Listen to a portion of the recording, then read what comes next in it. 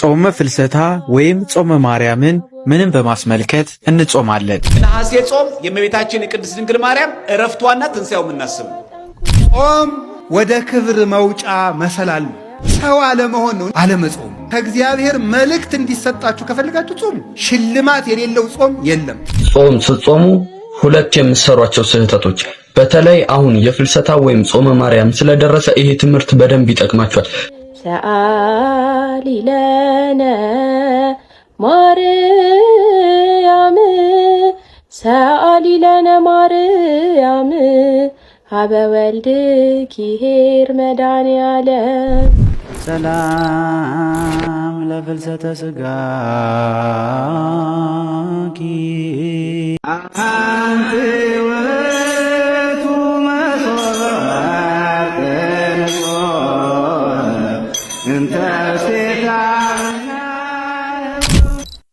በስመ አብ በወልድ መንፈስ ቅዱስ አህዱ አምላክ አሜን። ውድና የተከበራችሁ የዚህ ቻናል ቤተሰቦች፣ ውድ ኦርቶዶክሳውያን፣ በኢትዮጵያና በመላው ዓለም የምትኖሩ የኢትዮጵያ ኦርቶዶክስ ተዋሕዶ የእምነት ተከታዮች የሆናችሁ እንኳን ለ2018 የጾመ ፍልሰታ የጾም ጊዜ በሰላም አደረሰን፣ በሰላም አደረሳችሁ። እንግዲህ እግዚአብሔር ፈቅዶና ወዶ ለዚህ ሰዓት ለዚህ ደቂቃ አድርሶናልና ሁላችንም ተመስገን ልንለው ይገባል። አብሮን የነበሩ ምናልባት ተለይተው ይሆናል፣ እኛ ግን ለዛሬ ደርሰናልና ሁላችሁም ኮመንት ላይ ተመስገን እያላችሁ ዛሬ እንግዲህ የፍልሰታ ጾምን በማስመልከት የተማማረን ቆይታ የምናደርግ ይሆናል። የፍልሰታ ጾምን ለምን እንጾማለን፣ እንዲሁም ጸሎታችን ደግሞ እንዲሰማ ፍልሰታ ጾምን እንዴት መጾም አለብን የሚለውንም በዛሬው ቪዲዮ የምንመለከት ይሆናል። በጾመ ፍልሰታ ውስጥ ደግሞ ማድረግ የሌሉብንን ነገሮችም አብረን የምንመለከት ይሆናል። እስከ ቪዲዮ ፍጻሜ አብራችሁን ተቆዩ ዘንድ ግብዣችን ነው። ቪዲዮን ከመጀመራችን በፊት አንድ ጥያቄ ልጠይቃችሁና ኮመንት ላይ መልስ አስቀምጡ። እመቤታችን ቅድስት ድንግል ማርያም በዚህ ዓለም ላይ ስንት ዓመት ኖረች? ይህንን ጥያቄ መልሱን መጨረሻ ላይ ወይም ደግሞ በቪዲዮ መካከል የምታገኙት ይሆናል። እናንተ ግን እስከዛ ኮመንት ላይ ተሳተፉ። ወደ ቪዲዮ ከማለፋችን በፊት ሁላችሁም ይህንን ቪዲዮ ላይክ በማድረግ ጀምሩ። ለብዙ ኦርቶዶክሳውያን ይህ ቪዲዮ እንዲዳረስ ሁላችሁም ቪዲዮ ላይክ በማድረግ ጀምሩ። ሰብስክራይብ፣ ሼር በማድረግ ጀምሩ። በቀጥታ ወደ መጀመሪያው ቪዲዮ እናልፋለን። መልካም ቆይታ። ጾመ ፍልሰታ ወይም ጾመ ማርያምን ምንም በማስመልከት እንጾማለን። ፍልሰታ ማለትስ ምን ማለት ነው? ፍልሰታ የሚለው ቃል ፈለሰ ከሚለው የግዕዝ ቃል የተገኘ ሲሆን ትርጉሙም መለየት፣ ወደ ላይ መውጣት፣ ከአንድ ቦታ ወደ ሌላ ቦታ መሄድ ማለት ነው። ጾመ ፍልሰታ የእናታችን የእመቤታችን የቅድስት ድንግል ማርያም ሥጋዋ ከመቃብር መለየትና ማረግን ተመልክቶ የሚጾም የዓመቱ የመጨረሻው የዋጅ ጾም ነው። ጾመ ፍልሰታን ለምን እንጾማለን የሚለውን ተመልክተናል። እንዲሁም ፍልሰታ ማለት በራሱስ ምን ማለት ነው የሚለውን ተመልክተናል። ፍልሰታ ማለት ፈለሰ ከሚለው የግዕዝ ቃል የተገኘ ነው። እመቤታችን የቅድስት ድንግል ማርያምን ከሞት መነሳት የሚያስረዳ ነው። መፍለስ ወይም ደግሞ መነሳት ማለት ነው። አሁንም እንቀጥላለን። ወደሚቀጥለው ቪዲዮ እንለፍ። ነሐሴ ጾም የእመቤታችን የቅድስት ድንግል ማርያም ዕረፍቷና ትንሣኤው የምናስብ ነው። ልብ በሉ ክርስቲያኖች፣ የእመቤታችን የቅድስት ድንግል ማርያም ዕረፍቷ ሲደርስ መድኃኔዓለም ኢየሱስ ክርስቶስ መጥቶ እናቴ ድንግል ማርያም ሆይ ደስ ይበልሽ። ኢየሱስ ክርስቶስ ነው መጥቶ ለድንግል ማርያም እንደዚህ ይላል፣ ደስ ይበልሽ አንቺ ጸጋ የሞላብሽ ሆይ ምልዕተ ጸጋ የሚል ቃል ታገኛላችሁ። ምልዕተ ጸጋ ድንግል ማርያም ሆይ አንቺ ደስ ይበልሽ፣ ወደ አንቺ መጥቶ የተማጸነን ነፍስ ሁሉ ወዲያ ውግድ ብዬ አላሰናብተውም እምረዋለሁ አላት ይላል። ይህንንም ዮሐንስ ወንጌላዊ ሰማ ይላል። የእግዚአብሔር ስሙ የተመሰገነ ይሁን። ተመልከቱ። አሁን ይሄን አሁን ተአምረ ማርያም ላይ ማርለም የምነግራችሁ አሁን በሌሎች አሃታ ቤተክርስቲያናት ጭምር ያለ ዮሐንስ ወንጌላዊ የጻፈው ነው።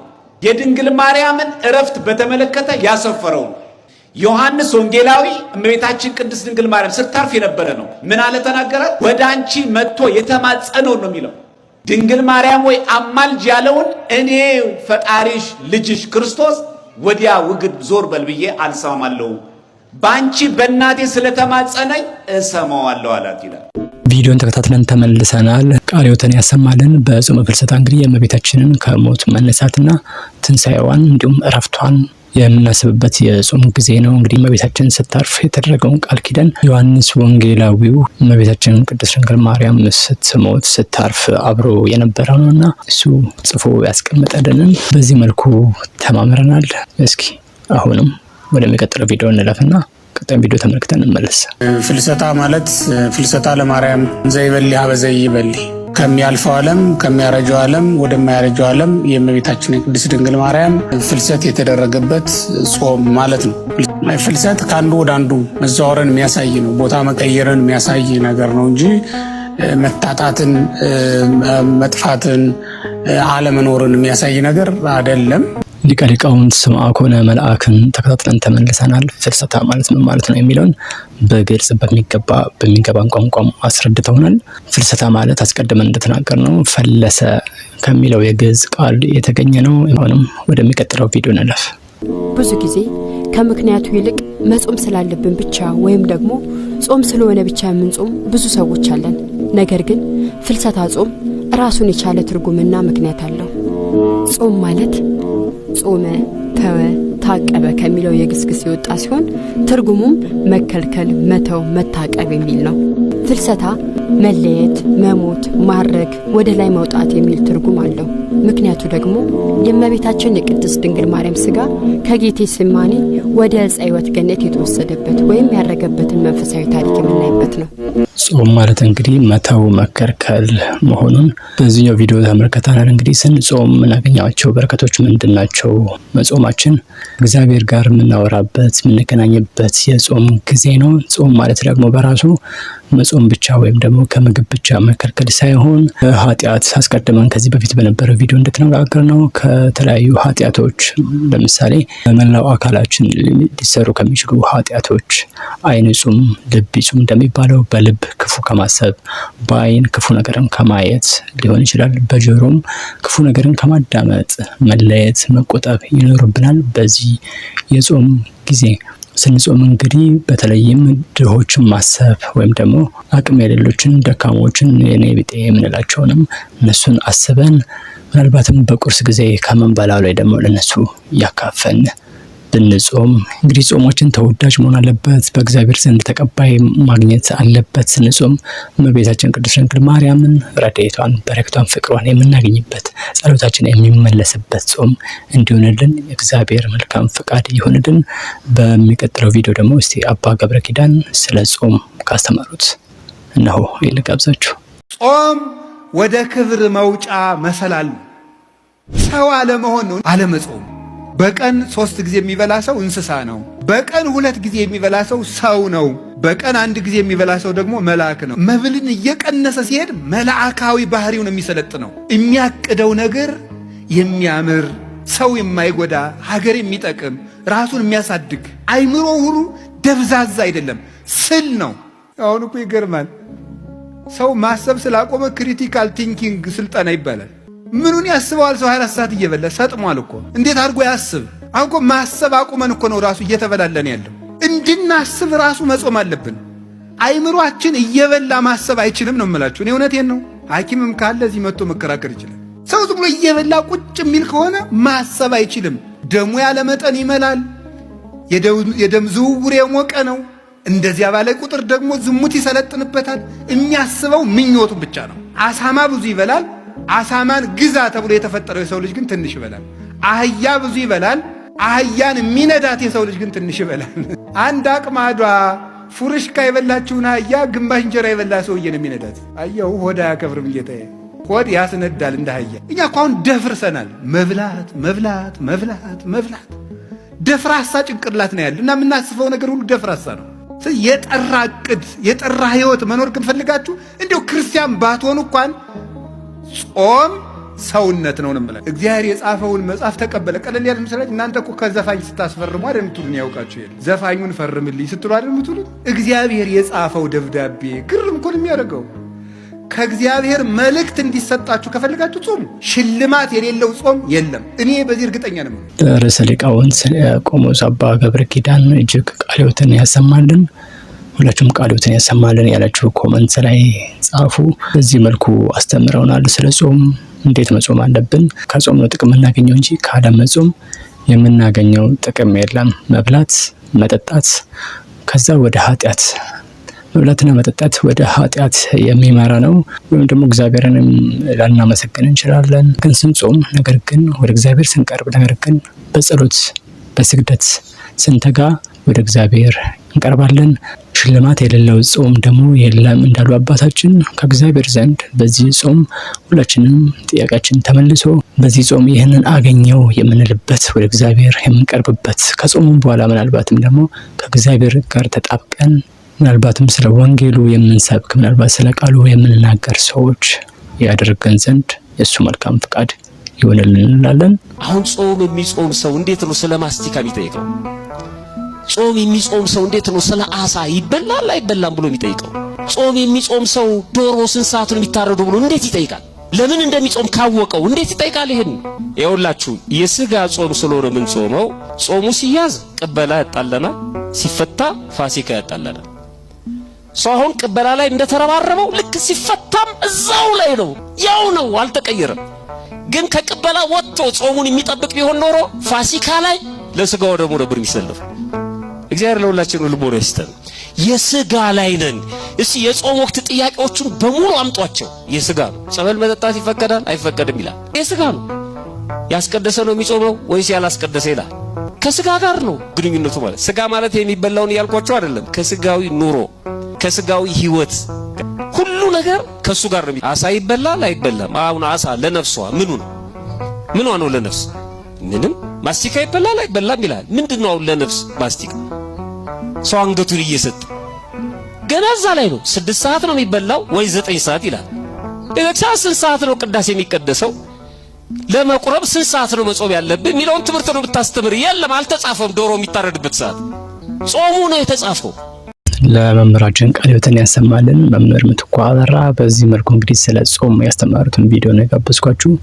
በዚህ ጾም ጊዜ እንግዲህ ስለ ማስቲካ የትኛው ማስቲካ ነው ጾም ያለው የሚበላው ብለን ብዙዎቻችን የምናስብበታለን። ከዚህ መውጣት አለብን። እንዲሁም በጾም ጊዜያት ደግሞ አሳ ይበላል አይበላም ከሚል ክርክር ወጥተን ነገር ግን አእምሯችንን ልባችንን ጾሙ ላይ ብቻ እንድናተኩር ቤት ያለውን ቤት ያፈራውን ነገር ብቻ እየተመገብን አብዛኛውን ጊዜ ግን ለጾም ለስግደት ለጸሎት ጸሎታችን መልስ እንዲያገኝ ከእግዚአብሔር ጋር እጅግ ቁርኝነታችን ጨምሮ ግንኙነታችን ከእግዚአብሔር ጋር ጨምሮ እግዚአብሔርን ይህንን ሳታሳካልኝ ብለን እንግዲህ ከእግዚአብሔር ጋር ግብግብ የምንፈጥርበት ወይም ደግሞ በቃ የምንጸልይበት ያው መልስ እስክናገኝ ድረስ ከእግዚአብሔር እጅግ በጣም ልንተጋ ይገባል ነው።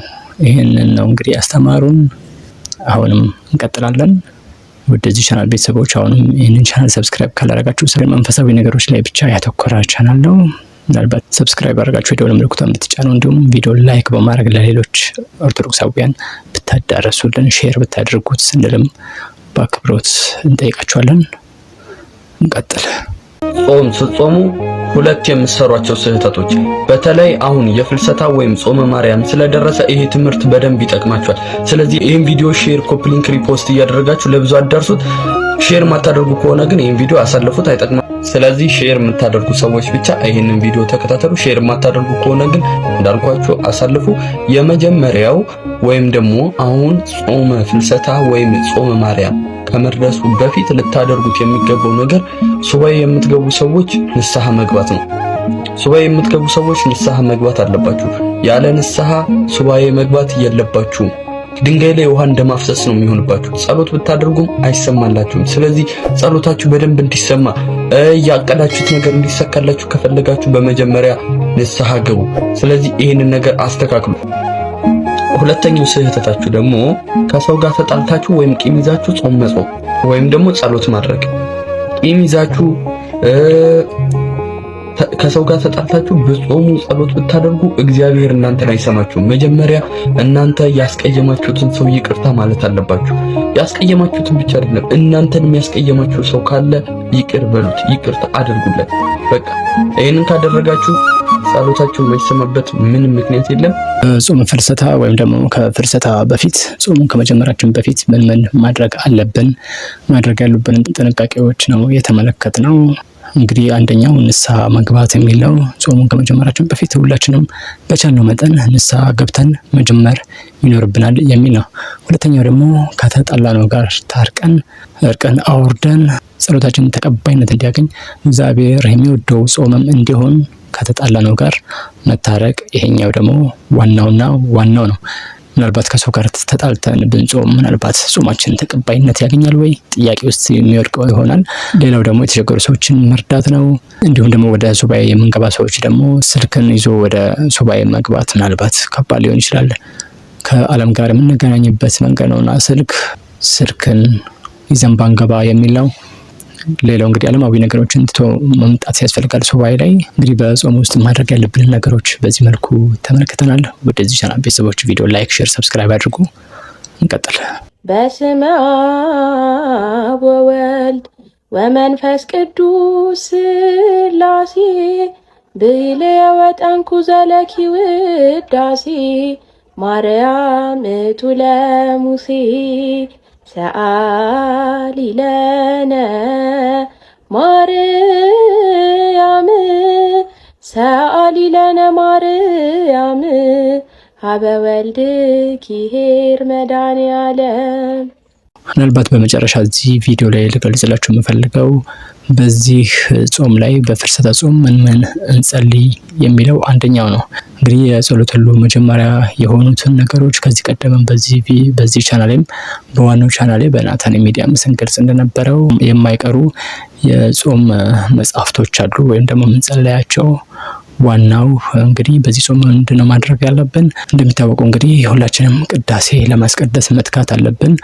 በተለይም ቤት ምንውል ወይም ደግሞ ሱባኤ ላይ ያለን እንግዲህ ይታወቃል እንደምታስቀድሱ እያስቀደስን ጸበል እየጠጣን እያስቀደስን በዚህ መልኩ መጾም ይኖርብናል። አንደኛው ነው። ሁለተኛው መጽሐፍትን ማንበብ ነው። መጽሐፍ ቅዱስን፣ የቤተክርስቲያን መጽሐፍቶችን፣ የእመቤታችን የቅድስት ድንግል ማርያም መጽሐፍቶች አሉ፣ አርጋኑን፣ ሌሎችን መጽሐፍቶች እያነበብን ሌላው ደግሞ የሰላም ለኪ ጸሎትን መጸለይ እንችላለን። ሰላም ለኪ ምናልባትም ደጋግመን አንድ ጊዜም ሊሆን ይችላል 7 ጊዜ 64 ጊዜ እያለን ደጋግመን ሰላም ለኪ ጸሎትን መጸለይ እንችላለን። ሰላም ለኪ ማለት የትኛው ነው የሚለውን እዚህ ስክሪኑ ላይ በጎን የማሳያችሁ ይሆናል። ሌላው መጸለይ ያለብን እንግዲህ መዝሙረ ዳዊትን ነው። መዝሙረ ዳዊትን የየዕለቱ ሊሆን ይችላል፣ አንድ ምዕራፍ ሊሆን ይችላል፣ አንድ ንጉስ ሊሆን ይችላል፣ ወይም ደግሞ ከ1 እስከ 10 እያለን መጸለይ እንችላለን። ወይም ደግሞ በቀኑ የታዘዘውን ከ1 እስከ 30 እያልን በየቀኑ የተመደቡ የመዝሙረ ዳዊት ጸሎቶች አሉ። እነሱን መጸለይ እንችላለን። መዝሙረ ዳዊት እንዴት እንጸልይ የሚል ሌሎች ቪዲዮዎች የተዘጋጁ አሉ። እነሱን መመልከት ትችላላችሁ። ውዳሴ ማርያምን መጸለይ እንችላለን። እንዲሁም ሌሎች ጸሎቶችን እዚህ ላይ መጨመር ትችላላችሁ።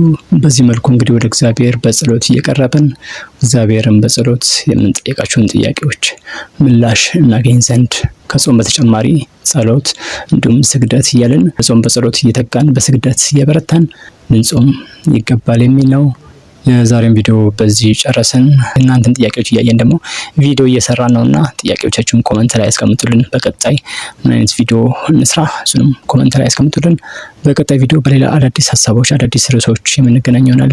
በጾሙ ጊዜም ምናልባትም ሌሎች ከጾሙ ጋር የተያያዙ ቪዲዮዎችን ይዤላችሁ የምቀርብ ይሆናል። ወደዚህ ቻናል ቤተሰቦች የዛሬ ቪዲዮ በዚህ ተጠናቀቀ። ጾመ ፍልሰታን እንዴት እንጹም፣ በጾመ ፍልሰታ ሱባኤ ስንይዝ ምን ማድረግ አለብን፣ ምንስ ማድረግ የለብንም፣ እነዚህንና ሌሎችን በርካታ አስተማሪ ዝግጅቶችን በዛሬ ቪዲዮ ተመለከትን። እንግዲህ ጠቃሚ ናቸው ያልኳቸውን ቪዲዮዎች ነበር ያስመለከትኩ። በመሃል ደግሞ ሀሳብ እያነሳን እናንተም ደግሞ በኮሜንት ላይ ሀሳብ እየሰጣችሁ ቆይታ ያደረግነው። ስለዚህ ሁላችሁም ቪዲዮ ላይክ ያላደረጋችሁ ቪዲዮ ላይክ አድርጉ። እንዲሁም ኮሜንት ላይ ምናልባት ያልተሳተፋችሁ ኮሜንት ላይ ጥያቄ በመጠየቅ ምላሾችን እዚህ ቪዲዮ ላይ ጠየቅነውን የእመቤታችን የቅድስት ድንግል ማርያምን በስንት ዓመት ነው ያረፈችው፣ ስንት ዓመት ነው የኖረችው የሚለውንም ጥያቄ ጠይቀን ነበረ። በሱም መልስ ዙሪያ የተሳተፋችሁ ይመስለኛል። እንግዲህ መልሱ 64 የሚል ነው። እመቤታችን በዚህ ዓለም ላይ ስትኖር 64 ዓመት ነው የኖረችው። እንግዲህ ከሰሞኑ ደግሞ በጻድቃኔ ማርያም የተከሰተውን በርካታ ሰዎች ያለቁበት ቪዲዮ ምናልባት አይታችሁ ይሆናል ወይም ደግሞ ሰምታችሁ ይሆናል። ጻድቃኔ ማርያም ዋሻ በመሬት መንሸራተት ምክንያት ተደርምሶ 14 ሰዎች ያክል ሞተዋል የሚል ነው። ሌሎችም በርካታዎች ተጎድተዋል። እንዲሁም በባለፈው ደግሞ በሐዋሳ የዘነበውን ዝናብ ከባድ ዝናብ ብዙዎች የተቸገሩበት በጣም አውሎ ነፋስ ይቀላቀለ ከባድ ዝናብ ነበረ። ምናልባት የሞተ ሰውም ያለ ይመስለኛል። ብዙዎችም ችግር ላይ ወድቀዋል። እንግዲህ እንደዚህ አይነት አስከፊ ነገሮችን እየሰማን እንገኛለንና ከዚህ ጾም በኋላ በዚህ ጾምም ሱባኤ ስንይዝ ስንጸልይ ምናልባት ለሀገራችን ሰላም እንዲመጣ ሀገራችን ሰላም እንዲሆን የሚዘንበው ዝናብ ንፋሱ አየሩስ የሰላም እንዲሆን እንድንገባ እግዚአብሔር እንድናመሰግን ሀገራችን ሰላም እንድትሆን ለነዚህም መጸለይ ያስፈልጋል። እግዚአብሔር ፈቃዱ ይሁን ሰላም ይመጣ ዘንድ እነዚህ ነገሮች አልፈው እግዚአብሔር የሰላም ዓመት የሰላም የደስታ ዘመንን ያመጣልን ዘንድ እግዚአብሔር መልካም ፈቃድ ይሁንልን እንላለን። ውድ የቻናል ቤተሰቦች እንግዲህ ይህንን ቪዲዮ ስናዘጋጅ ምናልባት ትናንት አስቀድሜ ነበር ይህን ቪዲዮ እያዘጋጀው የነበረው በመሀል መብራት ጠፋ፣ ተቋረጠ ማለት ነው። ካለ መብራት መስራት አይቻልም እና ከዛ ደግሞ ስልኬም ቻርጅ ጨረሰ። በመሀል ለማቋረጥ ተገድጄ ነበረ። አሁን ደግሞ እንደ አዲስ ዛሬ ደግሞ እንደ አዲስ ነው የቪዲዮ የቀረጽኩ ያለሁት እና በጣም ብዙ ልፋት አለው። ሪያክሽን ቪዲዮ መስራት እጅግ ጊዜ የሚፈጅ ነው፣ በጣም አድካሚ ነው። ምናልባት እናንተ ሞራል የምትሆኑን የምታግዙን ላይክ በማድረግ ሼር በማድረግ ኮሜንት በማድረግ ይህንን ቻናል ይህንን ቪዲዮ ተደራሽ እንዲሆን አድርጉ ለማለት እወዳለሁ። አመሰግናለሁ። ላይክ በማድረግ ስለዚህ ሁላችሁንም ላመሰግን እወዳለሁ። ውድ ቤተሰቦች የዚህ ቻናል ላይ የመጣችሁ ኮሜንት የምታደርጉ ላይክ የምታደርጉ በጣም በተደጋጋሚ ኮሜንት ላይ ስማችሁንም እየጠራው እየመለስኩላችሁ ነው፣ ምላሽ እየሰጠው ነውና ሁላችሁም በዚህ ተሳተፉ። ስለምትሳተፉ ሁላችሁንም ላመሰግናችሁ እወዳለሁ። በቀጣይ ምናልባት የቻናልም ደግሞ ተቀባይነት አግኝቶ ሞኔታይዝ የሚሆን ከሆነ መጥቼ እንግዲህ ደስታዬን ማበሰር ይሆናል። በዚህ የጾም ጊዜ ምናልባት ሊሳካ ይችላል፣ አላውቅም። እግዚአብሔር ከረዳን እግዚአብሔር ከፈቀደ አገልግሎቱ በዚህ መልኩ የሚቀጥል ይሆናል። በዚህ እንድትረዱን እንድታግዙን ስል ለማስተላለፍ እወዳለሁ። አዘጋጅና አቅራቢ ሄኖክ ነበርኩኝ ከዘናታኔም ሪአክሽን ሁለተኛው የዩቲዩብ ቻናላችን ላይ ነው የምትገኙት። በቀጣይ እስክንገናኝ እስከዛው ሰላም ያቆየን። መልካም ጾም ተመኞላችሁ። ሰላም